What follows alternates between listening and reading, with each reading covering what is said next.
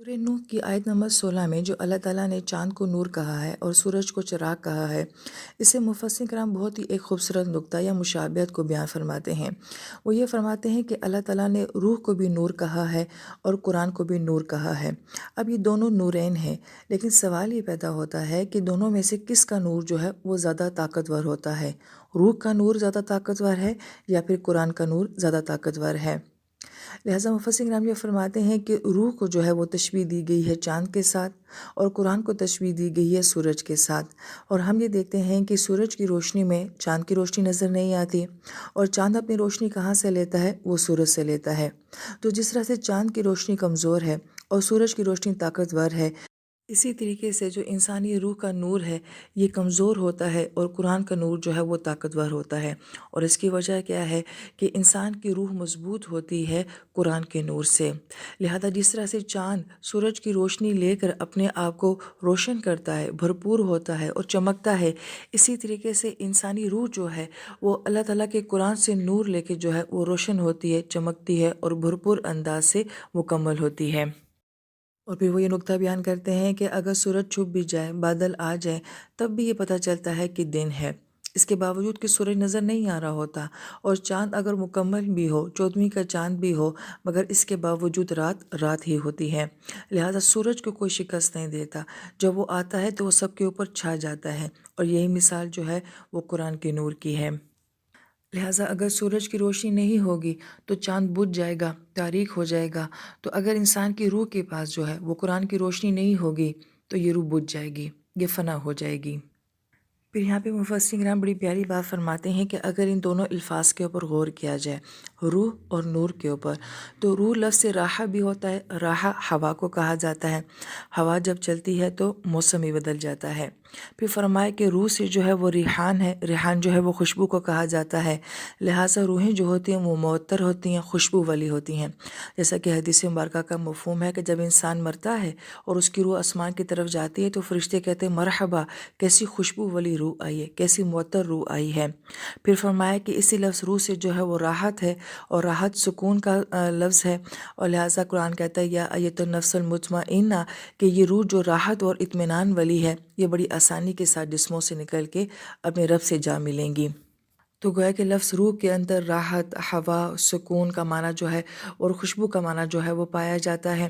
اور دوسری طرف ہم یہ دیکھتے ہیں کہ قرآن کو جو ہے وہ نور یعنی کہ روشنی کے ساتھ تشبیہ دی گئی ہے، اور روشنی کے اندر خوبصورتی ہوتی ہے۔ اور بہت ہی اہم بات جو مفسرین کرام جو فرماتے ہیں کہ ہم جب کہتے ہیں کہ قرآن جو ہے وہ نور ہے اور وہ روشنی ہے، تو روشنی کے اندر یہ صلاحیت ہوتی ہے کہ وہ بذات خود تو جو ہوتی ہے سو ہوتی ہے، مگر اس کی وجہ سے ہر چیز کا حسن بڑھ جاتا ہے، ہر چیز کی خوبصورتی جو ہے وہ نمایاں ہو جاتی ہے۔ گویا کہ روشنی کے اندر یا نور کے اندر یہ صلاحیت ہوتی ہے کہ وہ دوسروں کو بھی زندہ کر دیتی ہے، وہ دوسروں کی خوبصورتی کو بھی ظاہر کر دیتی ہے۔ لہٰذا روشنی کے اندر اپنی ذات میں تو حسن ہے ہی ہے، وہ خوبصورت ہے ہی ہے، لیکن اس کی سب سے بڑی خوبی کیا ہے کہ اس کی روشنی دوسروں کو بھی روشن کر دیتی ہے، دوسروں کو بھی خوبصورت بنا دیتی ہے۔ اور یہ صلاحیت قرآن کی ہے۔ قرآن اپنی ذات میں، اپنے وجود میں بہت خوبصورت کلام ہے، مگر اس کی اصل خوبصورتی کیا ہے؟ یہ دوسرے کو بھی خوبصورت بنا دیتا ہے۔ لہٰذا روح کا اور نور کا جو کمبینیشن بتایا گیا ہے یہ بہت ہی خوبصورت ہے۔ نبی علیہ السلام کی حدیث پاک کا مفہوم میں آپ فرماتے ہیں کہ سب سے پہلے میری روح مبارک کو پیدا کیا گیا، لہٰذا یہ بابرکت چیز تھی، اس کو پہلے اللہ پاک کی تخلیق فرمایا۔ پھر جبرائیل امین کو ہم روح الامین کہتے ہیں، تو ان کے ساتھ بھی روح کا لفظ لایا کہ دنیا میں سب سے بڑی راحت تو وہی لے کر آئے ہیں، یعنی کہ قرآن پاک۔ لہذا جبرائیل امین خود نور بھی تھے، لہٰذا وہ قرآن کا نور بھی لے کر آئے، اور روح الامین تھے، وہ روح تھے، تو وہ گویا کہ راحت والا کلام بھی لے کر آئے۔ لہٰذا قرآن 4 چیزوں کو نور کہتا ہے۔ اللہ تعالیٰ کی ذات کو نور کہا جاتا ہے، اللہ نور السماوات والارض، کل جہان کا نور اللہ تعالیٰ ہے۔ دوسری چیز فرشتوں کو نور کہا جاتا ہے، تیسرا قرآن کو نور کہا گیا ہے، اور چوتھا جو ہے وہ روح کو بھی نور کہا گیا ہے۔ پھر قرآن پاک میں روشنی کے لیے 2 لفظ استعمال کیے گئے ہیں، ایک نور اور ایک ضوء۔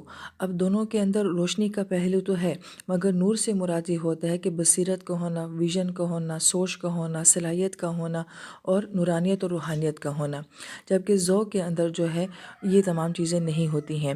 یہی وجہ ہے کہ اللہ تعالیٰ قرآن پاک میں فرماتے ہیں کہ ذہب اللہ بنورہم، کہ اللہ پاک ان کے نور کو لے گئے۔ جبکہ کافر جو ہیں وہ دیکھتے تھے، وہ اندھے تو نہیں ہوتے تھے۔ تو اللہ پاک نے یہ نہیں فرمایا کہ میں ان کی بینائی کو لے کر گیا ہوں، بلکہ اللہ پاک نے فرمایا کہ میں نے ان کا نور لے لیا ہے۔ تو اس سے مراد ان کی روحانیت اور بصیرت تھی۔ لہذا یہاں سے بہت اہم بات جو مفسرین کرام بیان فرماتے ہیں کہ قرآن پاک میں نور کا بہت تذکرہ آتا ہے، اور نبی علیہ السلام نے اللہ تعالیٰ سے جو ہے وہ بہت نور مانگا ہے۔ دعائے نور نبی علیہ السلام کی مشہور دعاؤں میں سے ایک دعا ہے جس میں نبی علیہ السلام نے ہر معاملے میں جو ہے اللہ تعالیٰ سے نور کا سوال کیا ہے، اور اسی بات کو حضرت علی رضی اللہ عنہ نے بہت ہی خوبصورت بیان فرمایا۔ حضرت علی تعالیٰ عنہ کو جو علم کا مقام حاصل ہے کہ آپ کو علم کا دروازہ کہا جاتا ہے، اور آپ بہترین ماہر نفسیات جو ہیں آپ کو یہ ٹائٹل بھی ملا ہے۔ آپ یہ فرماتے ہیں کہ علم علمان، کہ علم دو طرح کے ہوتے ہیں، ایک علم وہ ہوتا ہے جو آپ کائنات سے اور فطرت سے حاصل کرتے ہیں، اور دوسرا علم وہ ہوتا ہے جو کہ سیکھا جاتا ہے۔ آپ یہ فرماتے ہیں کہ اگر تمہاری روح زندہ ہے تو پھر یہ سارا علم تمہیں نفع دے گا، لیکن اگر تمہاری روح مر گئی ہے تو اس سے کوئی فرق نہیں پڑتا کہ تمہارے پاس کتنا علم ہے۔ لہذا جب تک انسان کی بصیرت زندہ نہیں ہوگی، انسان کے پاس روحانیت نہیں ہوگی، اس کو دنیا کا علم بھی جو ہے وہ فائدہ نہیں دیتا ہے۔ جس کی مثال وہ یہ دیتے ہیں کہ سورج پوری آب و تاب کے ساتھ چمک رہا ہوتا ہے، مگر نابینا انسان جو ہے وہ سورج کی روشنی سے کوئی فائدہ حاصل نہیں کر سکتا۔ لہذا جس انسان کے پاس نور نہیں ہوتا تو گویا کہ وہ اس ساری روشنی سے جو علم سے حاصل ہوتی ہے وہ اس سے کوئی فائدہ نہیں اٹھا سکتا۔ اس لیے قرآن یہ بات بار بار کہتا ہے لہم اعین لا یبصرون بہا، کہ ان کے پاس آنکھیں تو ہیں مگر وہ دیکھ نہیں سکتے۔ اور پھر قرآن یہ کہتا ہے کہ ان کے دل اندھے ہو جاتے ہیں۔ تو سوال یہ پیدا ہوتا ہے کہ دل تو دیکھتے ہی نہیں ہے، تو پھر دل اندھے کیسے ہو جاتے ہیں؟ لہٰذا یہ آیات بہت غور طلب ہوتی ہیں کہ کہیں بینائی والوں کو کہا جا رہا ہوتا ہے کہ تم دیکھ نہیں سکتے، اور دل جو کہ نہیں دیکھ سکتا اس کو کہا جا رہا ہے کہ تم اندھے ہو رہے ہو۔ اس لیے ان آیات سے جو بات سمجھائی جا رہی ہے کہ وہ دل کی آنکھ زندہ ہونی چاہیے، انسان کی بصیرت جو ہے وہ زندہ ہونا چاہیے، اندر کا نور جو ہے وہ بیدار ہونا چاہیے۔ لہٰذا قرآن پاک کی خوبصورت دعاؤں میں سے جو دعا ہے ربنا اتمم لنا نورنا، مفسرین کرام اس دعا کا جو نقطہ بیان فرماتے ہیں وہ یہ ہے کہ انسان کا یہ نور کا بڑھنا جو ہے یہ اس کی موت تک، اور موت سے لے کے حشر تک یہ سلسلہ جو ہے وہ جاری رہتا ہے۔ لہٰذا مومن روز اللہ تعالیٰ سے یہ دعا کرتا ہے کہ اللہ تعالیٰ میرے نور میں اضافہ کرتا رہے۔ لہٰذا روز جو وہ علم حاصل کر رہا ہے، جو وہ بصیرت حاصل کر رہا ہے، جو بھی وہ آس پاس کے تجربات سے حاصل کر رہا ہے، اس سے اس کے ایمان کا نور جو ہے وہ آہستہ آہستہ بڑھتا رہتا ہے۔ پھر یہاں پہ مفسرین کرام ایک اور بڑی پیاری بات فرماتے ہیں کہ چاند کی روشنی رات میں ہوتی ہے اور سورج کی روشنی دن میں ہوتی ہے، لہٰذا چاند کی روشنی کے ساتھ جو ہے وہ روح کو تشبیہ دی گئی ہے، تو روح اندھیروں میں چلی جاتی ہے، اس کے نور میں کمی آ جاتی ہے، یہ گھٹتی اور بڑھتی بھی رہتی ہے، کبھی حالات کا اندھیرا آ جاتا ہے اور کبھی گناہوں کا اندھیرا آ جاتا ہے، لہٰذا سے اندھیرے میں انسان کی روح کیا ہو جاتی ہے، بے سکون ہو جاتی ہے۔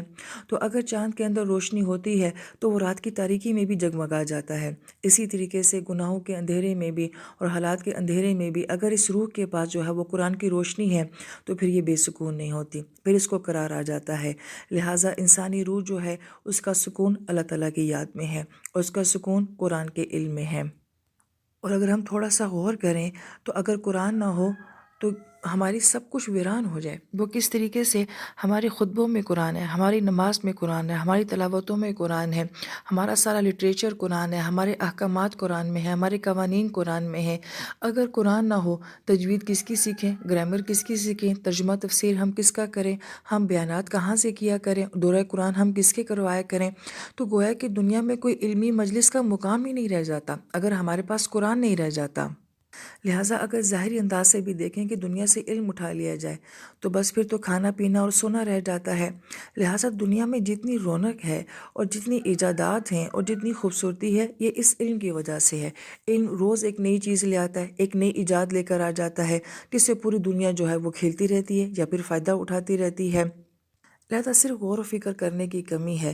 اگر ظاہری علم کی وجہ سے یہ پوری دنیا بے رونق ہو جاتی ہے، بالکل اسی طریقے سے قرآن کے علم کے بغیر جو ہے وہ دل کی دنیا بے رونق ہو جاتی ہے۔ لہٰذا اللہ تعالیٰ سے دعا ہے کہ اللہ تعالیٰ اس علم کے ذریعے ہم سب کے دل کی دنیا کو آباد کرے۔